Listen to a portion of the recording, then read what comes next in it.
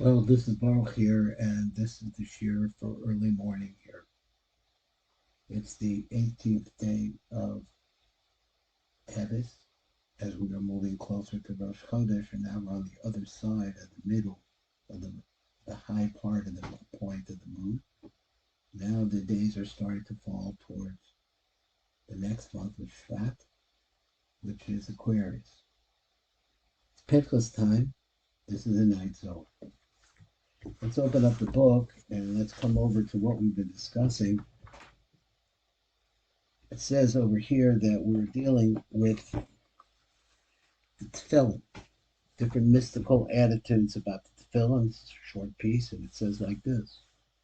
Trin Mitsuyim Nafkin Misitra Gadol Misitra Dor. There are two straps that come for the head tefillin, and one goes on one side, one goes on the other side. He said, Huraza the Srin Yarchin the Sata the High Ach. He says, this is the secret of the two legs that go down below the high ach, of this ach, which is the part of the word echad, but here it's a number 9. Aleph and ches. Aleph is 1, ches is 8, that makes 9. The Nevi Kashuv Achidin Buhu, and in that place, this ach that he's talking about, which really refers to Zer Anpin, but specifically he says that the true Nevi'im, they join, or they are joined to that place. The Nafkin train Ritsuyan, because from up above come out these two straps. In other words, they represent some kind of a flow downward. Razin the Trin Droin, the Yamina the smaller. This is the secret of the two arms, one on the right, one on the left. The dalet is Achidis Buku, and then the dalet, which apparently I think is the knot that he's saying that he's talking about in the back of the tefillin, and it joins them together. Now we'll read the Matok B'Devash, and we'll see this little piece that we're learning right now. Base Ritsuya Yotzerem in the Tefillin Shalosh. So there are two straps that come out of the Tefillin of the head. The Sitra Dam Mitzad the Yaman and the Sitra Dam Mitzad the small. So there's one on the right, there's one on the left.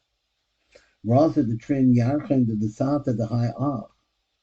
So we have to find out again what this word Ach means, which refers to the number 9, which when Zer Anpin is a state of godless, he has 9 spheros.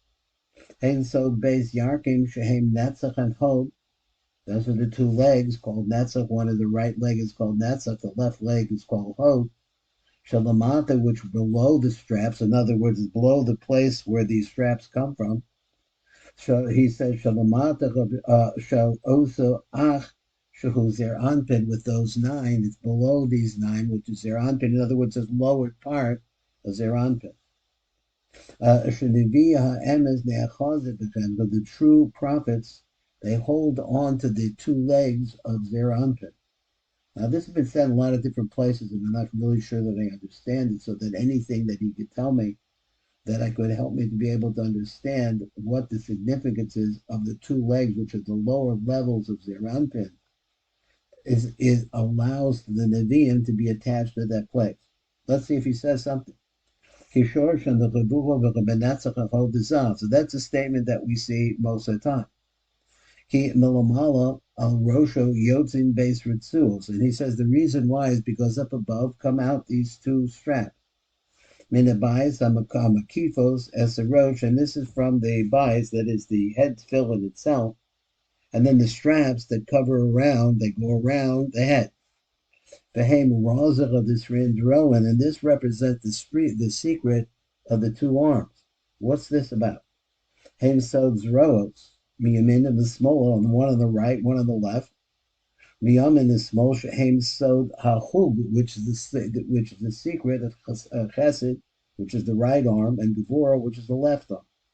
And then he said that the dalet shall Hakesha, the Tefillin shall Rosh, which represents the knot of the Tefillin shall Rosh. She sewed Leah, which is the secret of Leah, and we've discussed this before, that Leah begins at the back of the head of Zer Anpin, at the place where that knot is.